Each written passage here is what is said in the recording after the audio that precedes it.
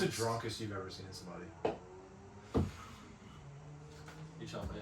I'll try to match it. Well, I'll tell you the drunkest I've been, and then I'll up that by telling you the drunkest I've ever seen someone. Yeah. The drunkest I've been was here in town. I think on like a Thanksgiving I think I'm gonna vacation. Yeah.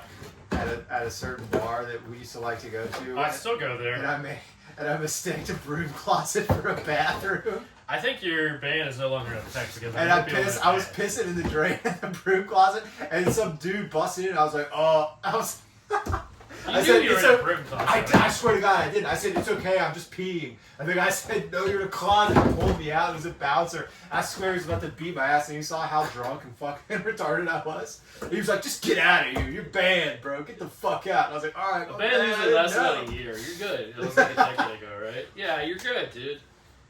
I literally, I was. How much did you have to drink that night? Tell me. I don't even remember anything except that specific moment.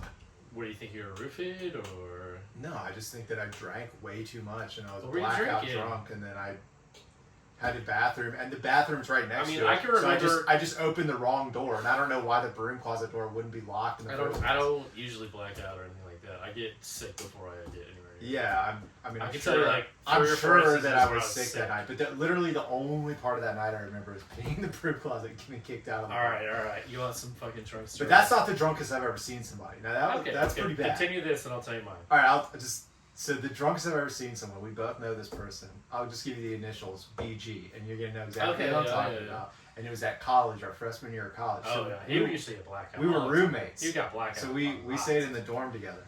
Yes. And one night, I can't remember what I was doing. He was kind of going the frat route. So he developed a different circle of friends. I mean, looking back, that was probably like the right move just in terms of like business connections. Yeah. That's a whole other. But it's also like you gotta fucking prostitute yourself out. A couple years later, I ended up living with a bunch of his frat mates in an apartment actually, which was very funny. Were they okay? Oh yeah, they were super chill. But but it was still like kind of. I wasn't really into that kind of culture. So No, it was very toxic and bullshitty. So they were all nice, and it was a fun environment, but I just wasn't part of that group. Yeah.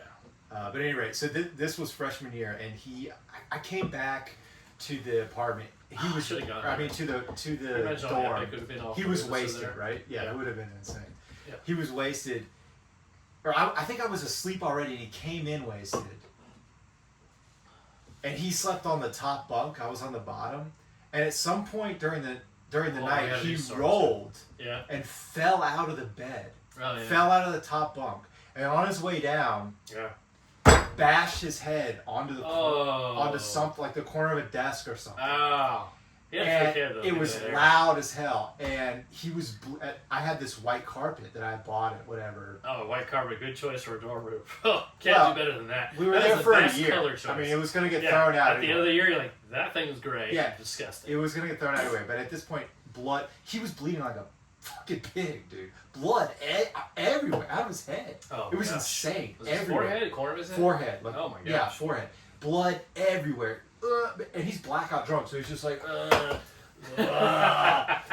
was stunned. I was stunned for a couple seconds. I didn't know what, because I got woken up out of bed by this banging sound. That so yeah, like, oh you're shit! kind of like waking up and he fell out of the bed, and there's blood literally everywhere. And then so I opened the door to try to get the RA or to try to find. I was stuck. I think I was probably drunk too. This is freshman year? Yeah, freshman year. And then somebody comes down the hall, one of the guys actually who I ended up living with, and he's like, yo, what's going on? Oh my God, I got so many drunk stories. Yeah, they see this guy, our friend, our mutual friend, and he later told me when we lived together, he was like, damn, I thought you might have tried to kill him or something just for a split second because it was so crazy, like looking in the dorm room, seeing this guy on all fours just bleeding everywhere. Jesus and then Christ. we got the RA, and the RA, called a bunch of people. They called an ambulance. The police came, whatever. Oh my God! And he was blackout drunk. He started swinging on people. Me and the other guy that I was just talking about, we had to carry him down the hall into this lounge, and he kept trying to swing at us and wiggle around, and he was like leaning on the wall like this, and he left from his head a giant blood streak down the wall of the dorm. Yeah. And And he was just swinging on people, Yeah. swinging. And when the paramedics got there, they made everybody else kind of leave, go back. All right, we're gonna deal with it. Just, we don't want anybody here. We don't want anybody here. And we were just at the end of the hall chilling, and we heard him like rah rah, like making all this crazy noises like an animal. But they took him to the hospital and pumped his stomach and gave him charcoal, or did they something like that? And probably gave some. He was fine, but it was just so stitches. But it was so insane. I mean, stitches was the least of his problems. It was crazy alcohol poisoning. Oh, Jesus Christ! And no, but he was fine. They had to pump his stomach and. Well, they do that as a matter of course when their blood alcohol is over a certain level. It was so insane, and man, the blood streak down the wall. That's pretty intense. Yeah. And because he couldn't walk, so we were trying to carry him. He was swinging on everybody, acting.